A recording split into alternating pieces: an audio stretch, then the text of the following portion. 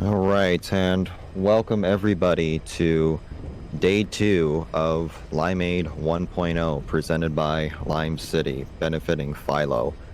My name is DLimes13. We'll have an array of hosts today and an array of runners as well. So first up is JosephJoestar316 doing Metal Gear Solid 5 Ground Zeroes on PC.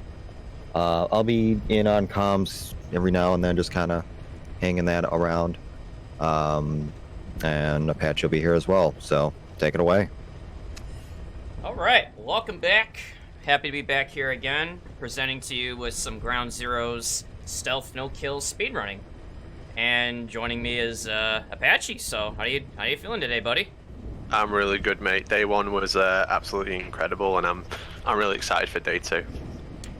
Yeah, and so am I because, unlike Revengeance, where I do like running it, it's a really cool speed run, but I don't really know a whole lot about a lot of the things that could be done. But with this one, this is kind of more in my wheelhouse of what I've been doing, which, as a fun fact, as of a couple days ago, my run was verified to now hold the official world record for this category I'm about to do for all of you today, which is normal nooging plus stealth no kills, which basically means I can't be detected and I can't kill anything. But there's some exceptions to that, which I'll go over in a little bit. But current world record is 2812, held by myself, with 1 Coleman XOF just behind me at 2821. And before I start, I just want to give shoutouts to 1 Coleman XOF. He's done a lot of work in terms of optimizing the game. You know, coming from any percent to this, we started running it against each other. Wakiyaku comes in, Japanese speedrunner, did some optimizations on the first mission. So again, shoutouts to both of those guys.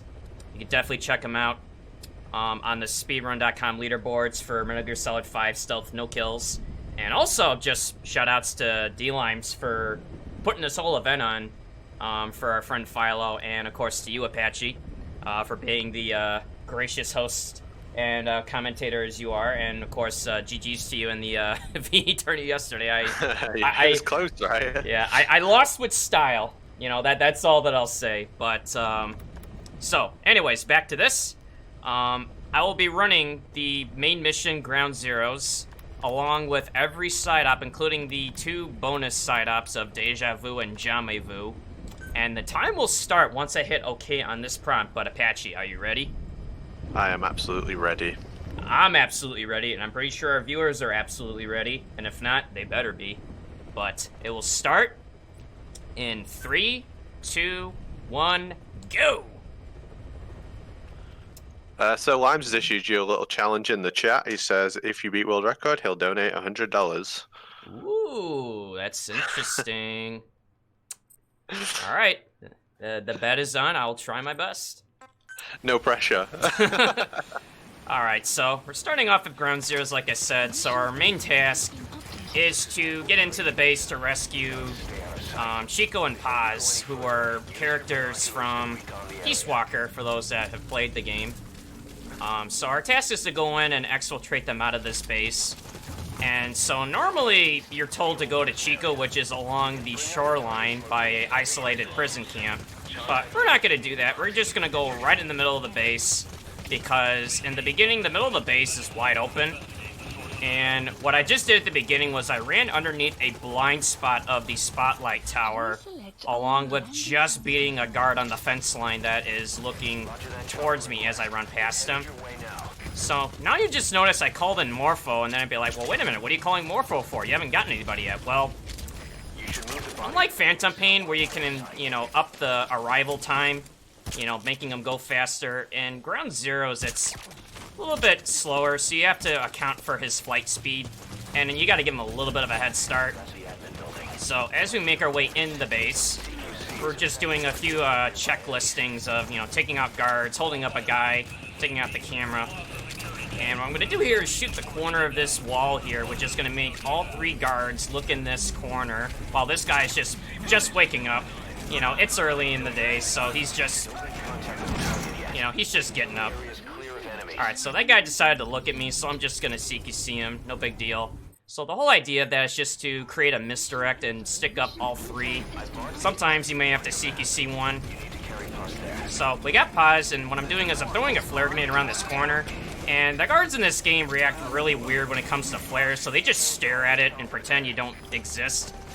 And as I'm running up the stairs, you'll notice that I'm equipping the item and holding it, or aiming with it, so that you bypass the stair climbing animation. And what you now just see here, and I'm trying to keep up as I do this. So what I just did there is I reloaded my handgun while carrying somebody and then sprinting as the door opens. And what that does is it puts me into a weightless glitch so that I run at full speed despite the fact that I'm carrying somebody. Okay, so there's a little bit of a problem here with this AA gun, so I'm gonna try to give Morpho a little bit of space because there's a very highly chance it's gonna get blown up right now. Alright, so I'm just gonna leave.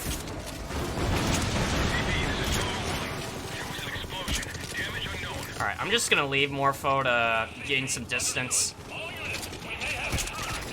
And then I'm just gonna clear this compound out.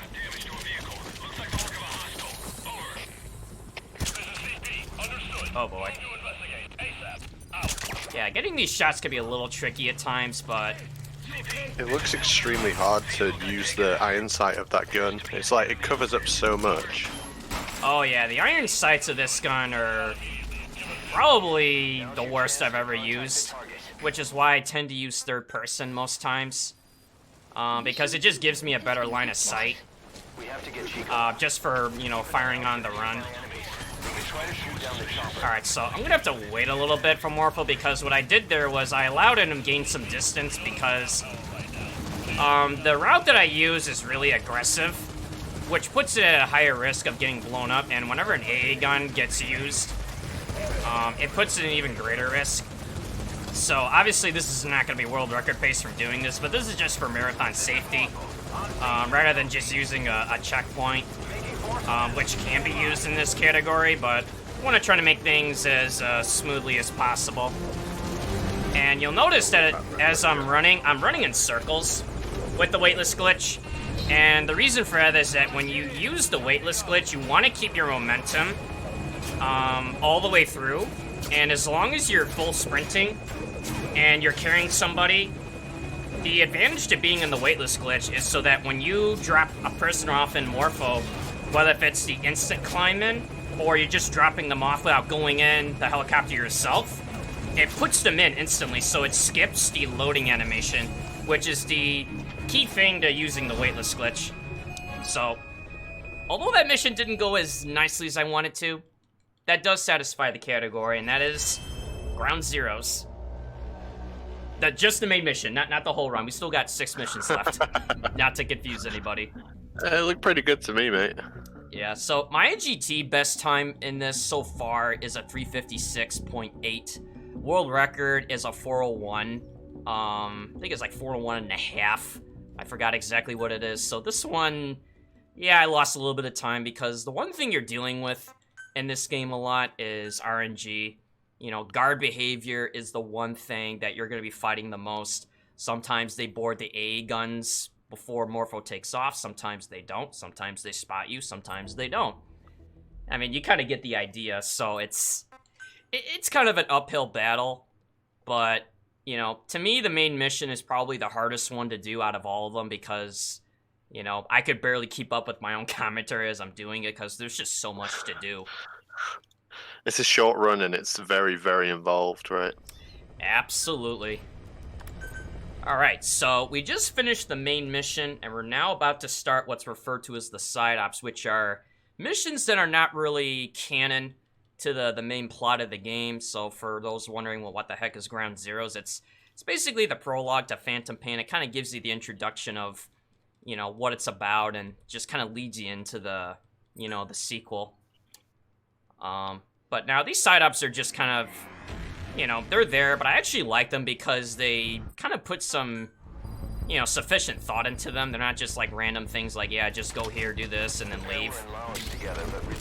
So, Miller is going to be telling us this story about, you know, Glaz and Politz and how they were these, I don't know, dudes that were up to no good, and, you know, we're meant to kill them, But again, we're in a stealth no kills category, so we can't really kill them, but there's a way to kill them without really killing them.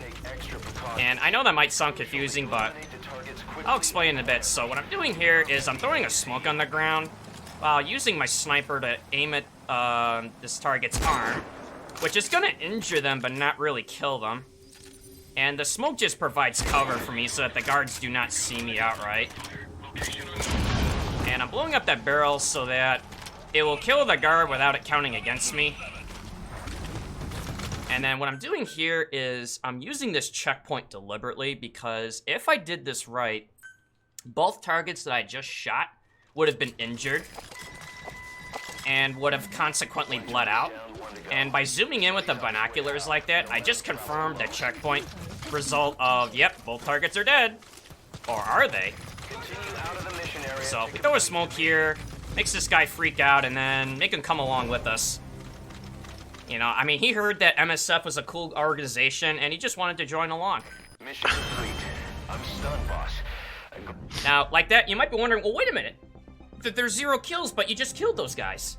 Well, the way that checkpoint manipulation works is that if you injure 2 targets but don't really kill them outright, and they get put into like a down but not out position, and if you checkpoint out, the game just spawns them out. They just pretend, you know, they could have bled out. They could have been medevaced.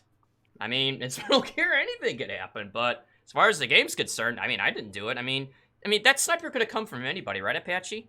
Yeah, absolutely. Who knows who it could have been? You know, because that trick was shown to me by Wonkel and XOF about using the checkpoint. Because trying to take those guys out conventionally would take like several minutes, and it saves a lot of time. So now we're on the second side up, which is the auto-scroller section of the run, followed by a brief exit. And we're going to be saving a particular operative who's a special guest to the marathon. I won't say who it is. You know, big secret. So we're running along with Morpho, trying to find this guy, and our main weapon we're using is the Uragan 5 pistol. It fires stun rubber rounds, which will take out guards in one hit. And, you know, since we're in a marathon, we wanna keep things interesting. So we're gonna play some tunes. We're not going to use any mean, nasty guns that kill people. We only use nice, friendly guns that non-lethally put guards down in a friendly, compassionate way. Although that's true, but there are some exceptions where we will be using the assault rifle. But I'll explain that in a second. So what I'm doing here is just taking out the guards as I see them. Because a fun fact, Morpho's flight speed is tied to the guards that are on the screen, meaning the faster you take them out, the faster Morpho will get through, so won't have to slow down.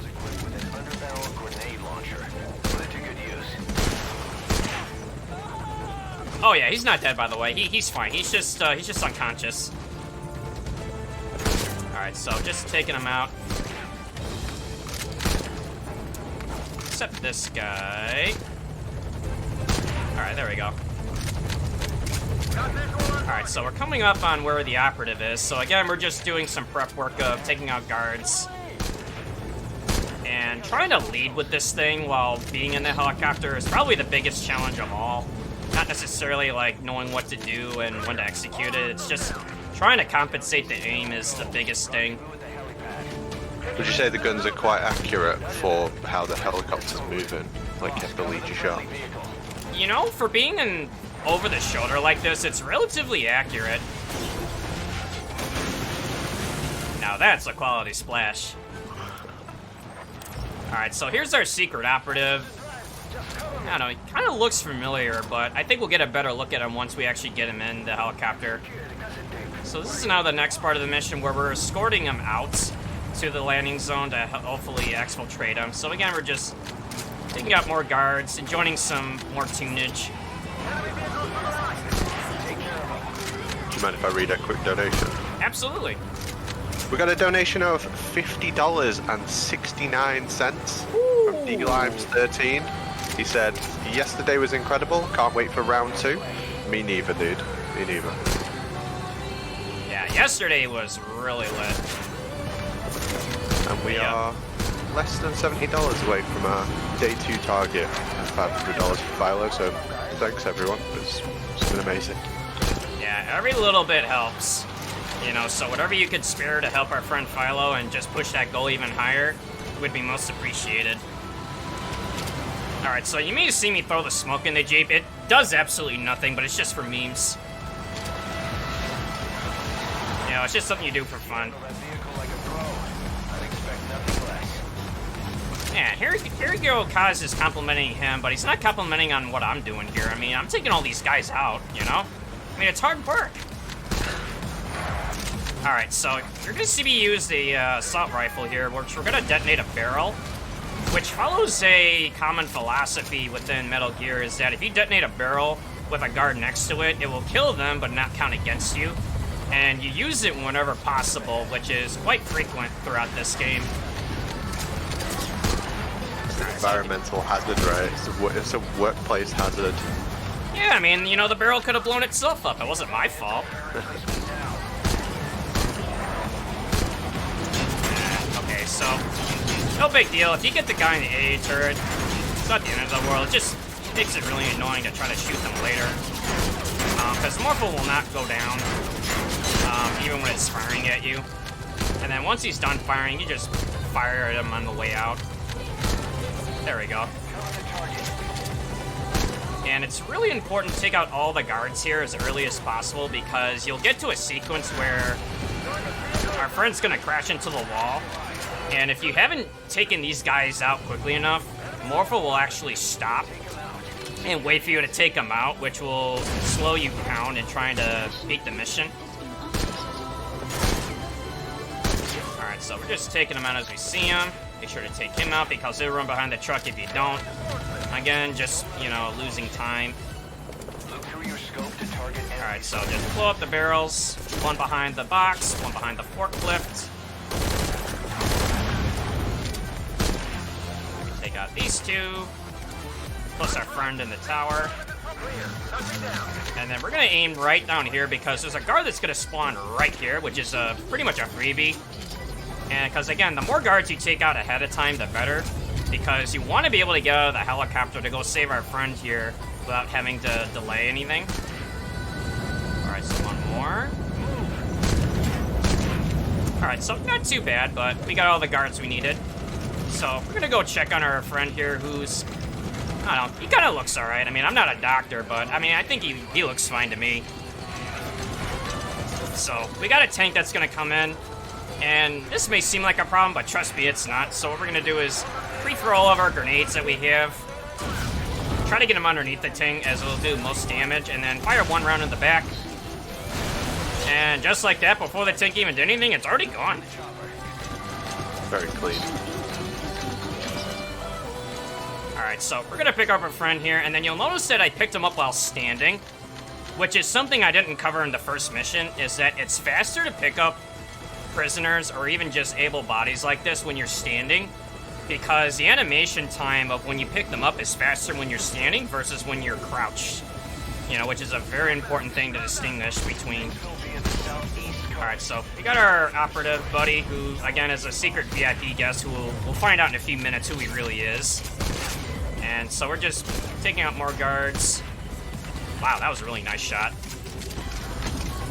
Alright, so all your shooting's been pretty excellent so far, mate. It's a big part of the run is getting these shots in. Yeah, I mean, I personally like this one the most because it kind of feels like a one where it's more about execution, not worrying about detections.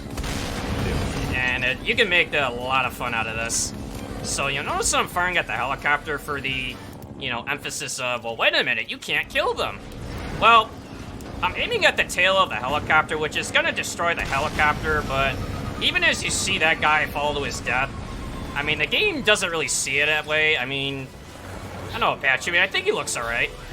Yeah, he seems fine to me. Oh, that's not blood, that's just ketchup. No, that's like when you get tired, right? And, you know, you're a soldier, you're doing all this work, gotta lie down for a little bit. Yeah, so the reason for blowing the helicopter up the way I did is that you want to execute a helicopter kill moment where it goes down as Morpho is about to leave, and then you get a faster exit speed. Because if you allow Morpho and the enemy helicopter to loop around the antenna tower too many times, you'll actually get a slower flight speed when you actually leave. And it's time to check on who this guy really is. You know, Apache, he kind of looks familiar. He does look familiar. I do recognize him from somewhere. I can't quite put my finger on it. He's a very distinguished gentleman. Snake. Oh, dear God.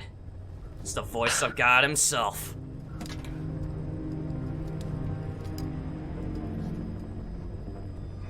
No way!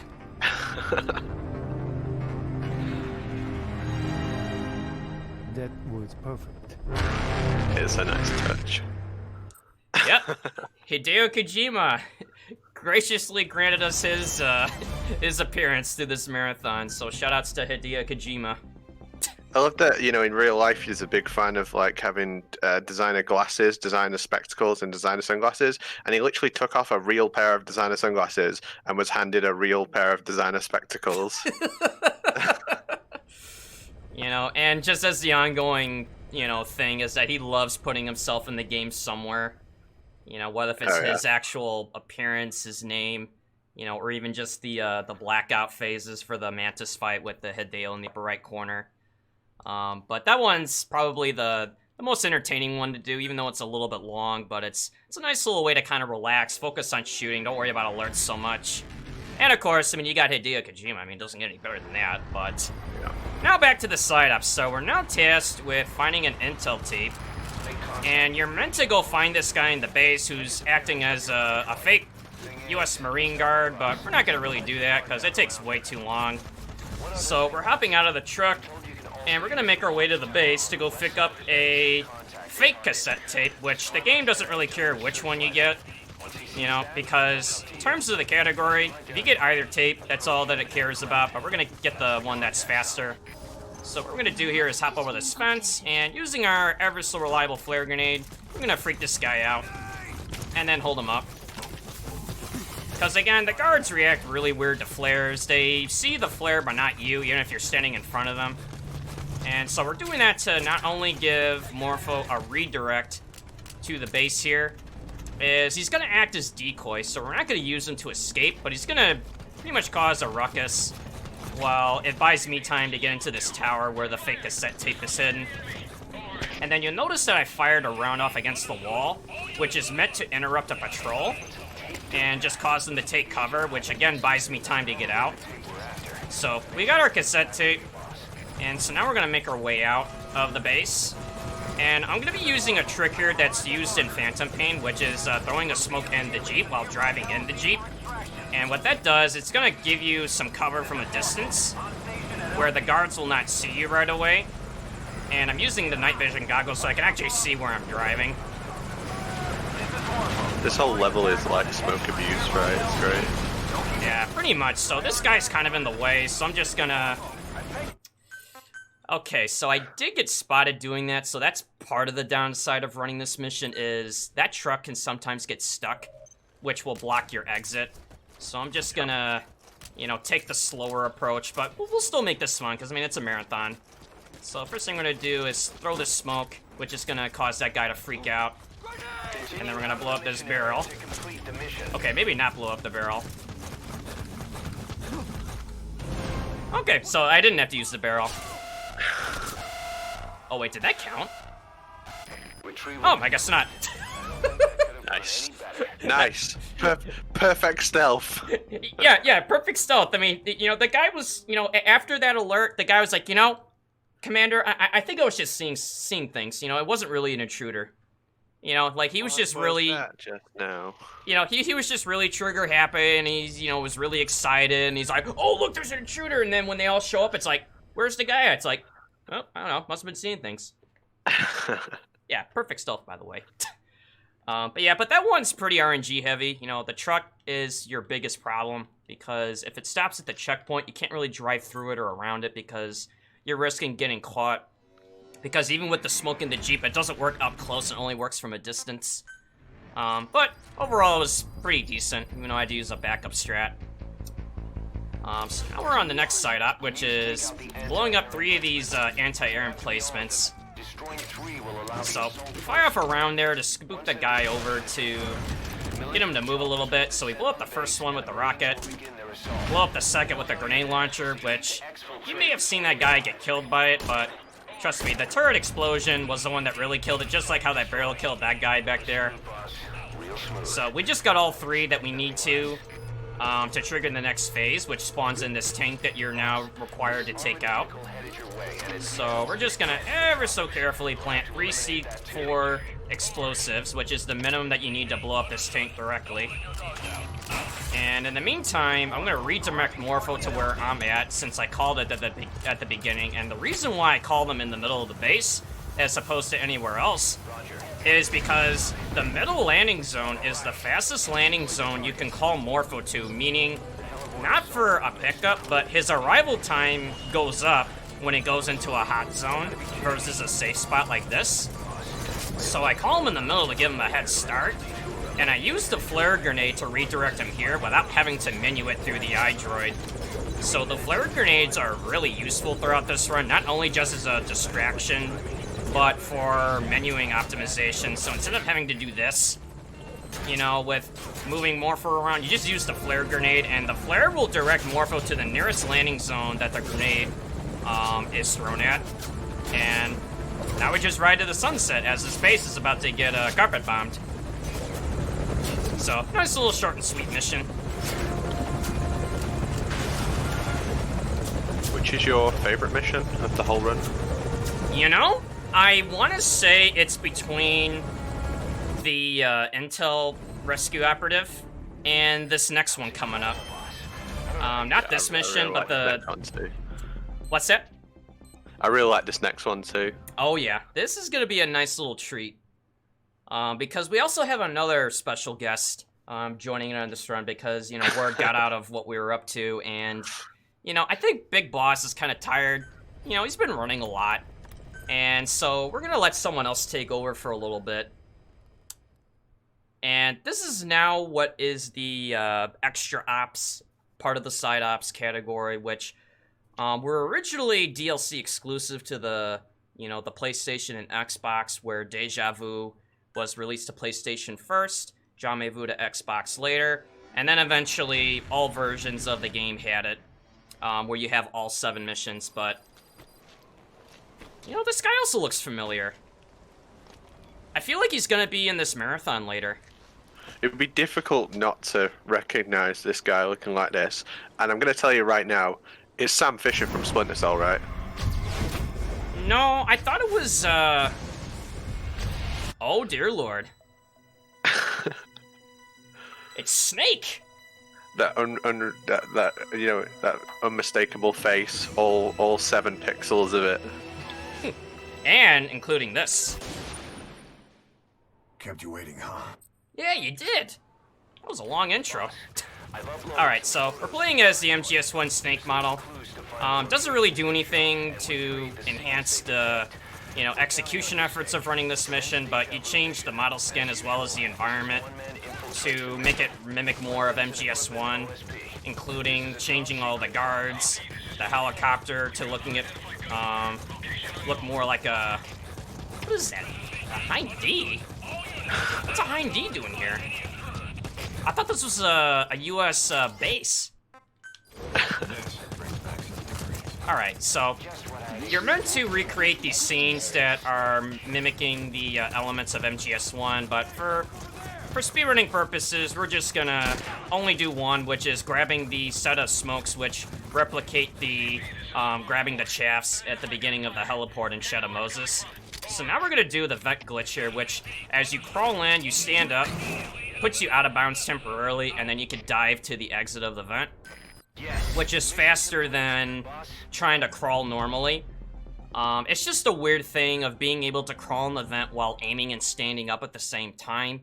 It's just one of those exploits where I just don't think they ever figured out like how to patch it or realize that players could actually do that, just due to how the game was set up. But that one's probably the quickest of the bunch, and I like that one personally just because of how they tied in, you know, a classic game like MGS1 into Ground Zeroes, even though, yeah, it's a little bit different, but I feel like the effort was really, really well done. Yeah, I think a lot of like kind of love went into recreating stuff, like putting making all the soldiers the same like MGS1, and putting the Hind in there. Like it's it's done quite delicately, and it's really nice to see. Alright, so now we're on the last mission of the run, and so we're now playing as, wait, Raiden? Wait a minute, I played as you yesterday. Try marking it. So, this is the Metal Gear Rising Revengeance crossover now. The last one was MGS1. So, we're playing as Raiden with a gun because, you know what? He's like, I ran Revengeance yesterday. I use that sword a lot of times. I don't feel like using it, so just give me a weapon and I'll do the job just fine. So we're now tasked with taking out these snatchers, which are disguised as normal guards mixed in with, regular guards. But since I memorized where they're at, we're just gonna go through the base as a routine. Again, using that barrel to take out the group of 3.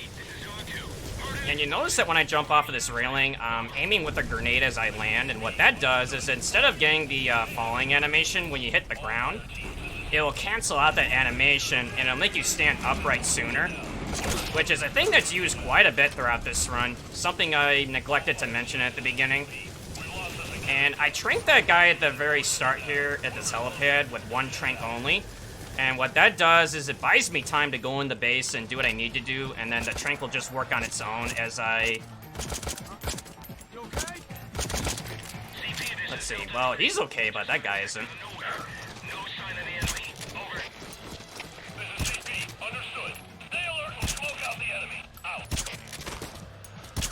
Alright, so I think that'll do it. The best thing about Raiden is that he's friggin' rapid, right? Like compared to Snake. Oh yeah, I mean, he's definitely built for this run. I mean, he runs really quick. He's wearing his, famed, enhanced cybernetic body enhancements from Revengeance. So now we're coming up to the second phase of the mission, which is now tasked with taking out a whole gauntlet of snatchers while Morpho is flying overhead for support. So what we're gonna do here is climb on top of this guard tower, which will give us a better vantage point to take out these snatchers coming in. So the first one we're gonna take out is the one that spawns in this tower. Now, you could take them out with a rocket here instead of the gun, but I think the gun's easier to work with. So they all come out of this door for the first wave. Next, we detonate the C4 that we planted at the door, which will take out a pair of snatchers that spawn there. And then as soon as Miller says a recoilless rifle, you take out those 2, so it's an audio cue of knowing when to fire there, which will then spawn this helicopter, which you can fire 2 rounds off. And you'll notice that as I'm reloading, I'm equipping and unequipping the rocket with another item like the pistol. And what that does is it makes the animation shorter to reload. Instead of doing the whole thing in one weapon, you just quickly reload once you see the rocket inserted. And normally you would have to wait for the helicopter to spawn out, but you know what? We just say, we'll blow you up where you are. And before we go, Kojima Productions. just a little shout out to Kojima Productions. And just like that, we're done. So, I hope everybody enjoyed the run. Like I said, I currently hold the world record at 28:12, which I got last week. And again, I just want to give shout outs to Longcoman XOF, Wakiyaku, D-Limes for putting on this event. All goes to helping out Philo. Like I said, I don't know them personally, but, a friend in need is a friend that I definitely want to help. And, of course, shout-outs to you, Apache, for, running along with this run. Always, mate. I'm always down to come and commentate with you. That was a quality run. I enjoy seeing this. I've been threatening to run this game for a long time now. And time. Yeah, sorry, I forgot to lead up the time. Yeah, no worries, mate. No worries, mate. You leaving already? I'm gonna miss But yeah, really enjoyed it, pal. But yeah, so if you guys ever want to learn running this game, be sure to check out the MetalGearSpeedrunners.com website. You could also check out any of the runs on the Ground Zeroes Speedrun.com leaderboards. We're always happy to have more people participate. I definitely had a blast running this, and I guess before I go, 2 things. Be sure to follow me on Twitch at twitch.tv/JosephJoestar316. And of course, follow the ever so lovely announcer, host, co-commentator, Apache Smash on Twitter at Apache Smash. Thanks, pal. So that what's was an coming up excellent next? run. Coming up next is Metal Gear Solid 4 Guns of the Patriots by Raichu MGS, and I believe that Sergeant Silent will be commentating on that as well. We'll be bringing that to you after a short intermission. That is gonna be awesome, because Sergeant Silent is definitely no stranger when it comes to running Metal Gear Solid 4, and you'll be in for a treat. So it's gonna again, be fantastic. thanks for having me. Hope you guys enjoy the rest of the marathon. And so coming up, Metal Gear Solid 4, Guns of the Patriots.